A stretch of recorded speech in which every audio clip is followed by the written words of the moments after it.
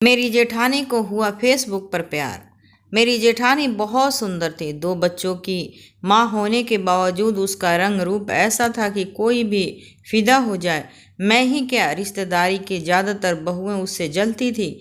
मेरे हस्बैंड और उनके बड़े भाई एक ही घर में रहते थे, लेकिन घर का बंटवारा हो चुका था। एक ही मकान के 2 हिस्से हो गए थे। एक तरफ मेरे जेठ जी रहते थे तो दूसरी ओर हम लोग। खाना अलग अलग बनता, लेकिन बाकी के चीज़ों में दोनों भाइयों की साझी भागीदारी थी। दोनों भाई अच्छी जॉब में थे। बड़े भाई यानी कि मेरे जेठ दयाशंकर त्रिपाठी माँ बाप का खर्च उठाते, तो मेरे पति दिनेश त्रिपाठी पर मेरी नंद की पढ़ाई और उसकी शादी की जिम्मेदारी थी। मेरी जेठानी के 2 बच्चे महंगे स्कूल में पढ़ते थे। मेरी शादी को 5 साल हुए थे, लेकिन मेरे अभी कोई बच्चा नहीं हुआ था। इसके लिए मेरा इलाज चल रहा था। मेरी जेठानी मुझसे ज़्यादा सुंदर थी, लेकिन मुझसे कम पढ़ी लिखी थी। मैं अपनी जेठानी जितनी खूबसूरत तो नहीं थी, लेकिन मुझे इस बात की खुशी थी कि मैं अपनी जेठानी से ज़्यादा पढ़ी लिखी हूँ। जेठानी की शादी को 10 साल बीत चुके थे। वो सबसे यही कहती थी कि अब वो 16 साल की थी तब उनकी शादी हुई थी। इस हिसाब से मेरी जेठानी अभी केवल 26 की थी। कई लोग तो जेठानी के इस बात के साझे में भी आ चुके थे, लेकिन मैं जानती थी कि जेठानी अपने जीवन में कम से कम 10 साल छुपा ले रही हैं। मेरी जेठानी कुछ दिनों से फेसबुक पर बड़ी एक्टिव नज़र आ रही थी। उनका अकाउंट खंगाला तो मालूम हुआ कि वो रजनीगंधा के नाम से फेसबुक पर अभी हाल ही में एक्टिव हुई हैं। मुझे शरारत करने की सूझी। राकेश पांडे के नाम से मैंने अपनी एक फेसबुक आईडी बनाई और जेठानी की फ़ोटो पर लाइक और कमेंट करने लगी। इस तरह 2 महीने बीत गए। जेठानी की फालतू शायरी को पसंद करने वाले लोगों में उनके मायके वाले के अलावा बस एक राकेश पांडे ही था, और ये राकेश पांडे कोई और नहीं बल्कि मैं ही थी। 2 महीने बाद एक दिन यूं ही मैंने जेठानी को मैसेंजर में जाकर लिख दिया, रजनी जी आप बहुत खूबसूरत हैं। मैं आपको दिल दे बैठा हूँ। अगर आपको यह मैसेज अच्छा ना लगे तो आप मुझे ब्लॉक कर दीजिएगा।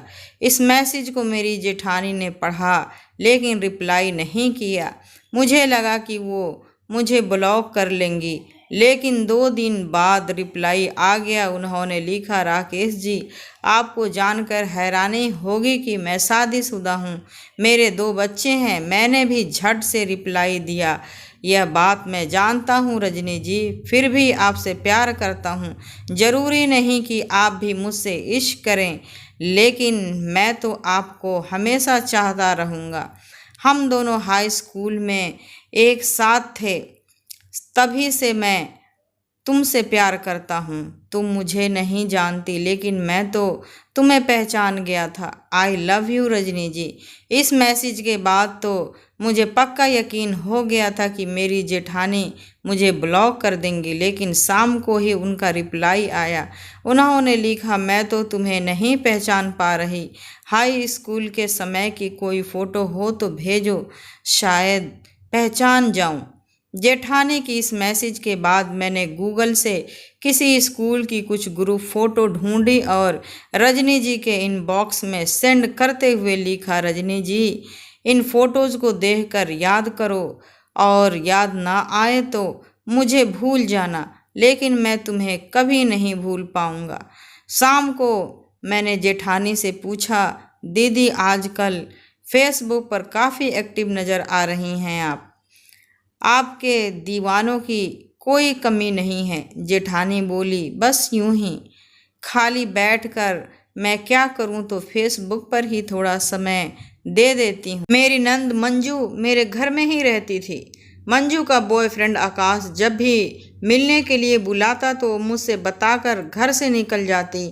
हम दोनों में काफ़ी बनती थी। मैं उसे अपने दिल की बातें शेयर करती तो वो भी मुझसे अपने इश्क की सारी बातें बताती। मंजू और आकाश की जोड़ी अच्छी थी।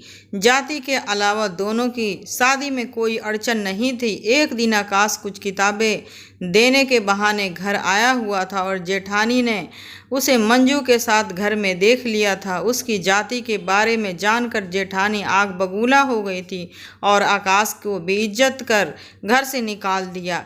मेरे हस्बैंड तो मंजू और आकाश की शादी के लिए राजी थे, लेकिन मेरे जेठ दयाशंकर त्रिपाठी इस तरह की शादी के खिलाफ थे। उन्हें लगता था कि हम लोग मंजू की शादी के खर्चे से बचने के लिए उसे इतनी छूट दे रखे हैं ताकि वो किसी भी लड़के के साथ भागकर शादी कर ले। इसीलिए वे मंजू की शादी के लिए अपनी जाति के लड़के की तलाश में थे। मैं किचन में शाम का खाना तैयार करने में लगी थी कि इनबॉक्स में जेठानी का मैसेज देखा और मैं रोटी के तवे पर ही छोड़कर झट से जेठानी का मैसेज खोलकर पढ़ने लगी। उन्होंने लिखा था, राकेश, हाई स्कूल की फ़ोटो में तुम देखकर मैं पहचान गई। आजकल क्या कर रहे हो? मैंने रिप्लाई किया, रजनी जी, आजकल मैं दिल्ली में ही हूँ, यहाँ जॉब कर रहा हूँ और मुझे पता है कि आप भी द्वारिका में ही रहती हैं। मैंने भी आपके नज़दीक ही फ्लैट लिया हुआ है। चाहो तो कल शाम को द्वारिका सेक्टर 9 के पार्क में हम लोग मिल सकते हैं। मैसेज के सेंड होने तक तवे पर रोटी रखी हुई रोटी जल चुकी थी। जलने की बू जब मंजू तक पहुंची तो किचन में आ गई। मैंने फेसबुक बंद किया और काम में लग गई। थोड़ी देर में जेठानी का रिप्लाई आया कि कल शाम को वो सेक्टर 9 के पार्क में पहुंच जाएगी। काम से थोड़ी फुर्सत निकाल कर मैंने बहाने से जेठानी के घर में गई ताकि उनके चेहरे पर राकेश से इश्क की खुमारी को देख सकूं। जेठानी भी अपने किचन में थी। मैंने कहा, दीदी, आपके फ्रिज में दही हो तो थोड़ी सी मुझे दे दो, दही जमाना है। जेठानी के फ्रिज से दही निकालते हुए मैंने बोली, कल फेसबुक पर जो आपने अपनी फ़ोटो डाली है ना, गजब लग रही हैं। मैंने लाइक भी किया है। मेरे मुंह से अपनी तारीफ सुनकर जेठानी मुस्कुरा गई और बोली, मैं आजकल थोड़ी मोटी हो गई हूँ, मेरा मोटापा फ़ोटो में झलक रहा है। मैं बोली, अरे नहीं दीदी, आपके जैसे फिगर तो हीरोइन का भी नहीं है। यह सुनकर जेठानी और ज़ोर से मुस्कुराई और बोली, अरे नहीं कुसुम, थोड़ी सी तो मोटी हो गई हूँ, इसीलिए सोच रही हूँ कल शाम से जॉगिंग पर निकलूं। ये सेक्टर 9 वाला पार्क यहाँ से कितना दूर है? जेठानी के मुंह से ये सुनकर मैं हक्की बक्की रह गई। मैंने कहा, नज़दीक ही है, बाहर से बैटरी वाला ऑटो रिक्शा पकड़ लेना, 10 रुपये लगेगा और सेक्टर 9 के पार्क पर छोड़ देगा। ऐसा करना, जब आप निकलो तो मुझे भी बता देना, मैं भी निकल लूँगी। जेठानी ने कहा, मैं कल शाम को अकेली जाकर पार्क का मुआयना कर आती हूँ कुसुम।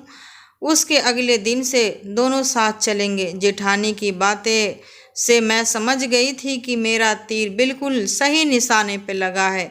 मैं अपने घर पर लौट आई। मेरे हस्बैंड दिनेश भी घर आ चुके थे।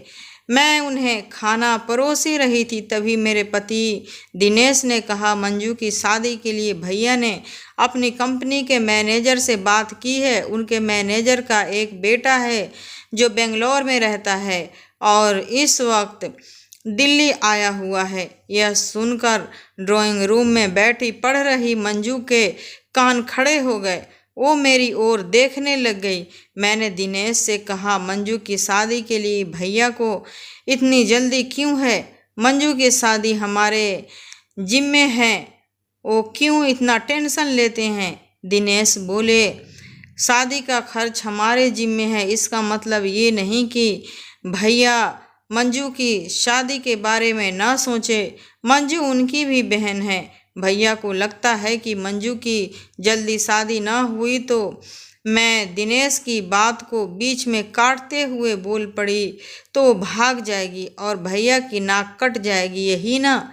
तभी मंजू अपनी पढ़ाई छोड़कर भैया के करीब आ गई और बोली, भैया, आप बड़े भैया को किसी तरह समझा दीजिए। बड़े भैया को अपनी इज्जत की ज़्यादा फिक्र है ना, तो आपसे वादा कर रही हूँ कि मैं किसी के साथ भागकर शादी नहीं करूँगी, लेकिन मेरा रिश्ता कहीं और होगा तो मैं ज़रूर जहर खा लूँगी।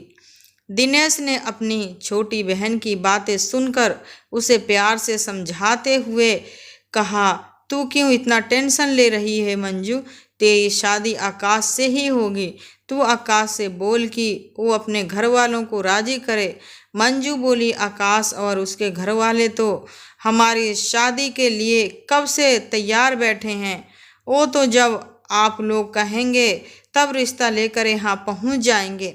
अगले दिन संडे होने की वजह से दोनों भाइयों की छुट्टी थी। सुबह सुबह ही मेरे जेठ और जेठानी दोनों मेरे घर आ गए और मंजू के रिश्ते के बारे में बताने लगे।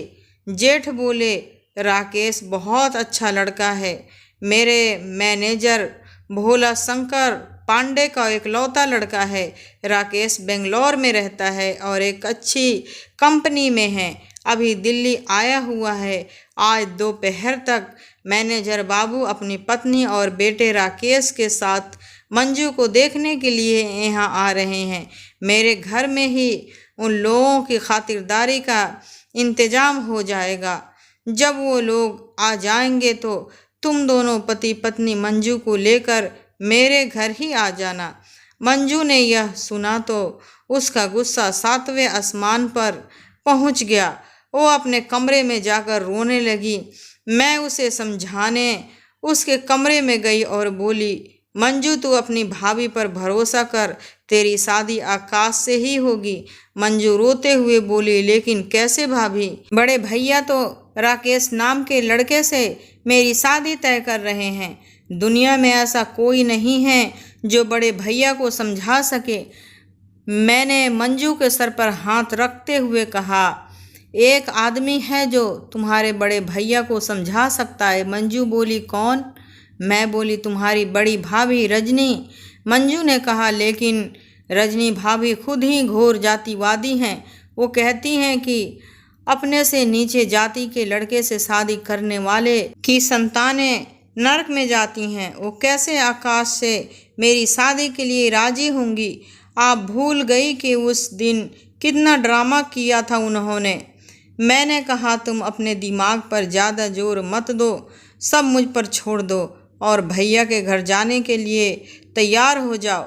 मंजू को मुझ पर भरोसा था, इसीलिए वो भैया के घर जाने के लिए राजी हो गई। मैनेजर के लड़के का नाम भी राकेश था। यह जानकर मेरे शैतानी दिमाग में एक ज़बरदस्त आइडिया घूमने लगा। मैंने जेठानी को मैसेज टाइप किया, रजनी जी कल शाम पार्क का प्लान कैंसिल समझिए, क्योंकि मुझे अपनी माँ बाप के साथ सेक्टर 2 में लड़की देखने जाना है। वहीं शाम हो जाएगी। इस मैसेज के सेंड होने के बाद जेठानी का तुरंत रिप्लाई आया, सेक्टर 2 में आप किसके यहाँ जा रहे हैं? मैंने लिखा, दयाशंकर त्रिपाठी के यहाँ। जेठानी ने लिखा, दयाशंकर त्रिपाठी मेरे हस्बैंड हैं। दरअसल आप मेरी नंद को देखने आ रहे हैं। मैंने लिखा, ओह रजनी जी, असल में मैं कहीं शादी नहीं करना चाहता, क्योंकि मैं सिर्फ आपसे प्यार करता हूँ। लेकिन क्या करूँ, यह बात आपने पेरेंट्स को कैसे समझाऊँ? घर वाले ज़बरदस्ती मुझे लड़की देखने ले जा रहे हैं। देखिए, मैं आपकी नंद से शादी नहीं कर सकता, लेकिन कल दोपहर आपके घर आऊँगा ज़रूर। इसी बहाने आपके दीदार भी हो जाएंगे। जेठानी ने लिखा, मंजू मेरे जितनी खूबसूरत तो नहीं, लेकिन बहुत ही अच्छी लड़की है, चाहो तो उसे पसंद कर लेना। मैंने लिखा, मैं तुम्हारे अलावा किसी और के बारे में सोच भी नहीं सकता। आपने कल फेसबुक पर फ़ोटो डाली थी ना, हो सके तो कल वही पीली वाली साड़ी पहन लेना रजनी जी। दोपहर तक मंजू और मैं तैयार होकर बगल वाले जेठानी के घर पहुंच चुके थे। मेरी जेठानी रजनी ने पीली साड़ी पहनी हुई थी, जिसमें वो बड़ी सुंदर लग रही थी। थोड़ी देर में ही घर के बाहर एक कार आकर रुकी। उसमें एक जवान लड़के के साथ 2-3 लोग और थे। यह राकेश और उसके मम्मी पापा थे। साथ में राकेश के मामा भी थे। राकेश भी काफ़ी हैंडसम लग रहा था। राकेश को देखते ही मेरी जेठानी मचलने लगी। किसी न किसी बहाने बार बार राकेश के सामने जाती। मेरे सास ससुर जेठ और मेरे पति दिनेश ड्राइंग रूम में बैठे हुए थे। राकेश की मम्मी पापा भी सामने ही बैठे थे। थोड़ी देर में मेरी जेठानी भी राकेश के बिल्कुल सामने बैठ गई। मेहमानों की खातिरदारी अब मेरी और मंजू की जिम्मेदारी थी। मेरे सास ससुर को राकेश पसंद आया तो राकेश के घर वालों को भी मंजू पसंद आ गई। उन्होंने मेरे जेठ से कुछ समय का वक्त मांगा और तभी विदा होने लगे। जेठानी तो राकेश के इर्द गिर्द से हटी नहीं रही थी। सभी के जाने के बाद घर में देर तक राकेश और उसके परिवार वालों की बातें होती रही। मेरे जेठ जी तो राकेश के परिवार के संस्कारों की बड़ाइयाँ करते थक नहीं रहे थे, लेकिन जेठानी खामोश थी। न जाने किन ख्यालों में खोई हुई थी। शायद इसका बुखार कुछ ज़्यादा ही चढ़ गया था उन पर। मैं टॉयलेट में गई और जेठानी को एक मैसेज टाइप करते हुए लिखा, रजनी जी मेरी जान, तुम तो गजब लग रही थी आज। तुम्हें देखने के बाद मैं तो पागल हो गया हूँ। मेरे घर वालों को मंजू पसंद है। इस वक्त कार में मेरे मम्मी पापा तुम्हारे घर के महान संस्कारों की बातें कर रहे हैं। मैं आपके प्यार में इस कदर डूब चुका हूँ कि आप मुझ पर हर जगह पीली साड़ी में नज़र आ रही हैं। ऐसा कुछ कीजिए ना कि यह शादी ना हो पाए। I love you. जेठानी को मैसेज टाइप कर मैं ड्राइंग रूम में आई तो जेठानी अपने चेहरे पर मोहब्बत की ताजगी लिए राकेश के मैसेज में गुम थी। मैंने जेठानी से पूछा, दीदी आपको लड़का कैसा लगा? वो बोली, मैं क्या बोलूँ, कुछ कहूँगी तो तुम्हारे जेठ जी को मिर्ची लग जाएगी। वहीं बैठे जेठ जी बोले, अरे बोलो रजनी, तुम्हें यह रिश्ता पसंद नहीं आया क्या? मेरी जेठानी बोली, रिश्ते में कोई कमी नहीं है, लेकिन कभी आपने मंजू के मन की बात जानने की कोशिश भी की है? वो आकाश से प्यार करती है। आकाश मंजू के लिए एकदम अच्छा लड़का है। मैं तो मिली भी हूँ उससे, लेकिन तुम्हारे सर पर जातिवाद का भूत चढ़ा है, इसीलिए इतने अच्छे लड़के को तुम नकार रहे हो। मेरी जेठानी के मुंह से ऐसी बातें सुनकर मेरे पति दिनेश तो हैरान थे। मंजू ही उनसे ज़्यादा हैरान थी। वो अपनी बड़ी भाभी का यह रूप देखकर हैरान भरी मुस्कान के साथ मेरी ओर देखने लगी। मेरी सास ससुर भी मेरी जेठानी की बातों से सहमत नज़र आने लगे थे। कुछ ही देर में मेरी सास अपनी जगह से उठी और अपने बड़े बेटे के हाथों को पकड़कर बोली, मंजू के लिए आकाश ही बेहतर रहेगा बेटा। जिद छोड़ दे और आकाश से ही रिश्ता पक्का कर दे। थोड़ी देर सोचने के बाद भैया बोले, जब घर में सभी की राय एक ही है तो फिर ही मैं संस्कारों का बोझ क्यों ढोता फिरूं। मंजू तू अगले संडे आकाश के घर वालों को आने के लिए बोल दे। मैं अपने मैनेजर दोस्त को समझा दूंगा कि वो राकेश के लिए कोई दूसरी लड़की ढूंढ ले। खुशी खुशी हम तीनों अपने घर लौट आए। घर आते ही मंजू मुझसे लिपटकर और बोली, भाभी तुमने बड़ी भाभी पर ऐसा कौन सा जादू कर दिया कि उनके अंदर का जातिवाद जहर गायब हो गया। उनके मुंह से ऐसी बातें सुनकर मुझे तो विश्वास ही नहीं हो रहा है कि मैं मुस्कुराते हुए बोली, मंजू तुम्हें यह जानने की ज़रूरत नहीं। अपने कमरे में जाओ और आकाश को खुशखबरी दे दो। अगले दिन सुबह सुबह मोबाइल देखा तो जेठानी की ढेर सारे मैसेजेस से इनबॉक्स भरा हुआ था। आखिरी मैसेज रात के 2:30 बजे का था। राकेश की मोहब्बत में डूबी मेरी जेठानी की रातों की नींद गायब हो चुकी थी। रात 2:30 बजे वाले आखिरी मैसेज में जेठानी ने अपनी मोहब्बत का इजहार करते हुए एक घिसा पिटा सा शेर लिखा था, हसीन ख्वाब से मोहब्बत हो गई, मुझे भी तुमसे मोहब्बत हो गई। सुबह जब उठो तो रिप्लाई देना, तुमसे मिलने की हसरत हो गई। मैंने रिप्लाई किया, रजनी जी मेरी जान, तुम्हारे मैसेज पढ़कर मैं कितना खुश हूँ बता नहीं सकता। बस आज शाम तक का इंतज़ार करो। आज फिर मुझे एक जगह लड़की देखने जाना है। वहाँ से लौटते ही तुम्हें मिलने की जगह बताऊँगा। जेठानी ने झट रिप्लाई किया, अब फिर से एक और लड़की देखने को क्यों जा रहे हो? मुझे अपना फ़ोन नंबर दे दो। मैंने लिखा, शाम को मिलेंगे तो सारी बात बता दूंगा। इस मैसेज को टाइप करने के बाद मैं बार बार जेठानी को यहाँ मोहब्बत में उनकी बेकरारी का दीदार करने पहुँच जाती। वो मुझे मोबाइल में ही घुसी हुई मिलती। उन्होंने पूरे दिन राकेश यानी कि मुझे मैसेज किया, लेकिन मैंने कोई रिप्लाई नहीं किया। शाम हुई तो जेठानी पीली साड़ी में सज धज कर तैयार हो चुकी थी। मैं उनके पास गई और बोली, दीदी कहीं जाने का इरादा है क्या आज? वो बोली, हाँ, मार्केट तक जा रही हूँ। संडे को आकाश के घर वाले आएंगे तो उन्हें देने के लिए कुछ शगुन वगैरह तो चाहिए ही होगा ना। मैंने कहा, मैं भी आपके साथ चलूँ क्या? वो बोली, आज नहीं, कल फिर जाऊंगी तो तुम्हें लेकर चलूंगी। जेठानी अपने उस आशिक का इंतज़ार कर रही थी जो असल में एग्जिस्ट ही नहीं करता था। जब जेठानी के दिमाग में चढ़े इसके भूत के उतारने का समय आ गया था, मैं अपने घर आई। मैंने मैसेंजर में ऑन किया जो जेठानी के बेचैनी भरे मैसेज से भरा हुआ था। मैंने लिखा, मिलने का प्लान कैंसिल। जेठानी ने तुरंत रिप्लाई किया, क्यों? मैंने कहा, आज मैं एक लड़की को देखकर आ रहा हूँ, वो मुझे भा गई है। पीली साड़ी में वो क्या मस्त लग रही थी। मैं तो पहली नज़र में उसे देखते ही अपना दिल गंवा बैठा। रजनी जी, आज शाम को मैं उसी से मिलने जा रहा हूँ। आपको जानकर हैरानी होगी कि उस लड़की का नाम भी रजनी है। तुरंत रिप्लाई आया, मेरी मोहब्बत का क्या होगा राकेश? तुमने मुझे कहीं का नहीं छोड़ा, मुझे धोखा दिया है।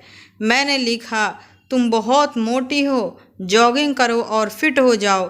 पीली साड़ी में तुम सरसों के खेत में खड़ी भैंस लगती हो। यह उम्र बच्चों को संभालने की है। इतने अच्छे हस्बैंड के होते हुए इधर उधर मुंह मारना अच्छी बात नहीं है। बच्चों को पढ़ने दो और उन्हें इश्क करने दो। शायद अब मैं तुम्हें कभी ना मिलूं। टेक केयर रजनी जी। यह मैसेज टाइप करने के आधे घंटे बाद मैं जेठानी के पास गई तो देखा कि हालात बिगड़ चुके थे।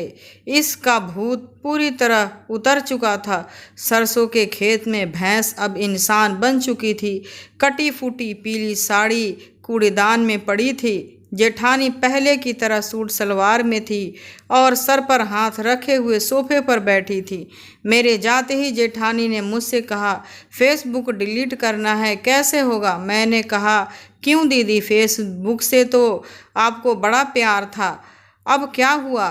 जेठानी गुस्से में बोली, ये प्यार व्यार कुछ नहीं होता कुसुम, सब फालतू की बातें हैं। धोखेबाजों की इस दुनिया में अपना घर परिवार ही सबसे बड़ी चीज़ होती है। फेसबुक पर समय खराब करने से अच्छा है कि मैं अपने परिवार को वक्त दूं। कहानी से सीख, पारिवारिक रिश्तों से बढ़कर कुछ नहीं होता। पल दो पल में बने रिश्तों पर भरोसा करना हमारी बेवकूफ़ी के सिवा और कुछ नहीं। कई बार इतनी सी बात हमें तब समझ आती है जब सब कुछ तबाह हो जाता है। आपको यह वीडियो कैसा लगा कमेंट बॉक्स में ज़रूर बताएं और मेरे इस चैनल को सब्सक्राइब ज़रूर करें, क्योंकि मैं आपके लिए लाती हूँ सबसे ओरिजिनल कहानियाँ। शुक्रिया आपका।